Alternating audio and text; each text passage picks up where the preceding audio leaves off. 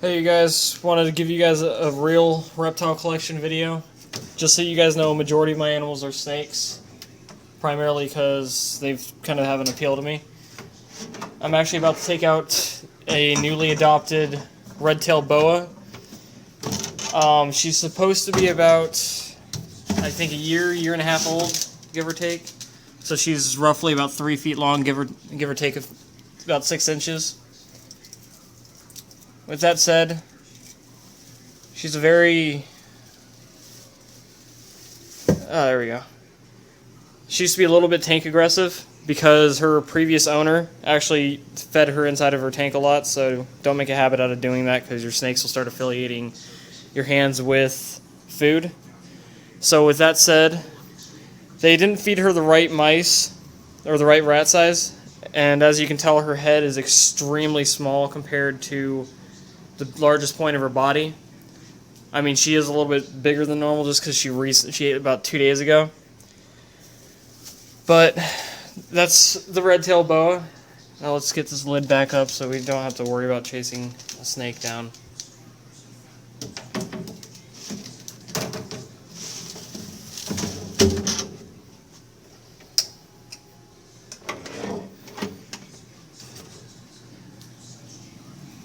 Alright, so a majority of my collection consists of different kinds of corn snakes. I do have a couple of red-eared sliders. I have a male pastel, and then the a little bit more aggressive female.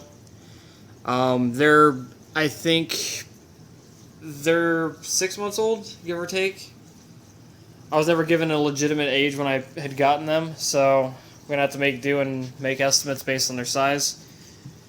And then down here I have my hatchling corn snakes. Two of them have eaten. My two normals are being kind of little shits about everything. And let's take a look. It was a really small clutch.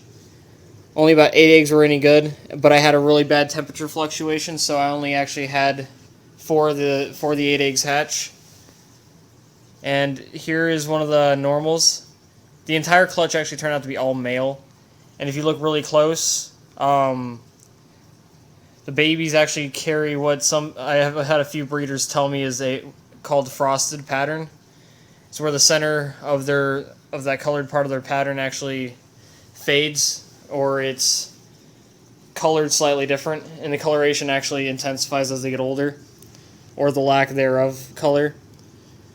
But I had two normals, and then I have a snow and an anery.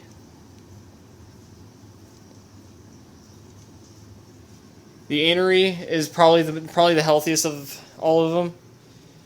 Again, he also carries the frosted pattern just like his father does, who is actually an anery ghost. And I'll show you guys him in a minute. And then somewhere in here is my little snow, but I'm going to leave him be because he's been kind of a pain in the last couple days to find and crap in here, so I'll leave him be for the time being. With that said, let's take you to 3 of the snakes that I'm planning on using for breeding here in the next couple years. Let's see. Nope, none of them are under there. They're usually under their water dish. As you can see, I have about she's about 2 months old. 2-month-old female snow corn. Her parents were supposed to be we're supposed to be both blizzards. So hopefully that benefits me in the long run as far as the genes she actually carries recessively.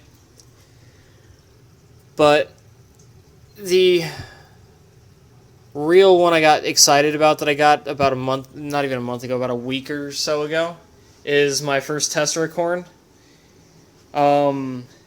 His parents one was a regular tessera female, and then the father was actually a really, really strong and really big red factor corn snake. And as you can see, a tessera carries, normally they're supposed to carry a really solid stripe all the way down the entirety of their body.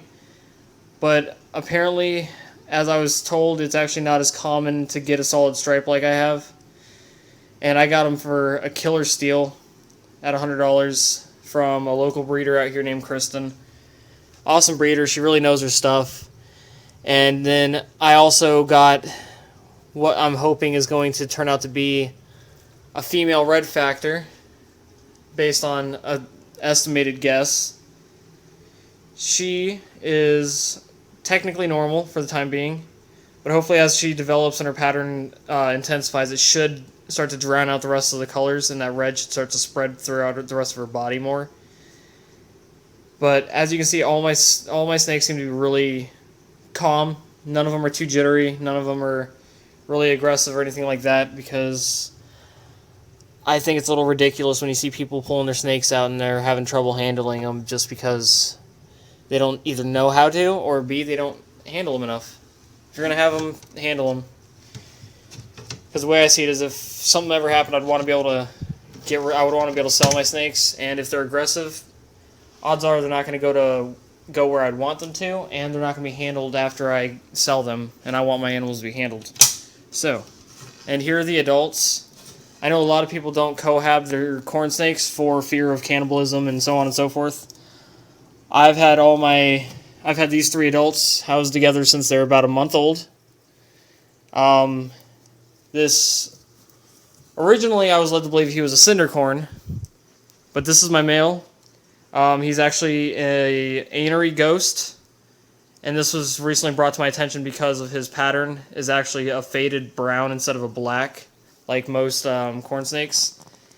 And I'll show you on his pattern. You can see a very clear frosting between every single circle in his pattern, and then he has a really rich yellow stripe that passes down both sides of his body, which is typically a really common trait for aneristic corn snakes. But for those of you who aren't aware, in the off chance that he had been cinder corns don't carry that trait very often, if ever. So it was a really big deal when I had been under the impression he was a cinder corn. Then here's my female. She's also the mother to the hatchlings in that tank over there. I've had her the longest. She's almost 3 years old. She bred a little bit younger than some people like to breed. But as long as you take care of your animals and you monitor everything, with the exception of an issue with her laying the eggs themselves, which you can't control, it doesn't matter how old they are, you can't control that. You shouldn't have any issues. You should be doubling up your females' feeding before you breed them, or before they go into breeding season, just in the off chance that... My camera really sucks. There we go. But I've also been led to believe that she might be really, really weakly recessive for Okatee because of these really, really weak white outlines around the rest of her pattern. Though it's unlikely, it's possible that that could be what she might be recessive for. I've only proved her out to obviously carry anery, and obviously she's an AML, so that's why I ended up with a snowcorn from my clutch, which I will get out eventually. And then my other female in here, she didn't breed this season because I didn't have her out here with me.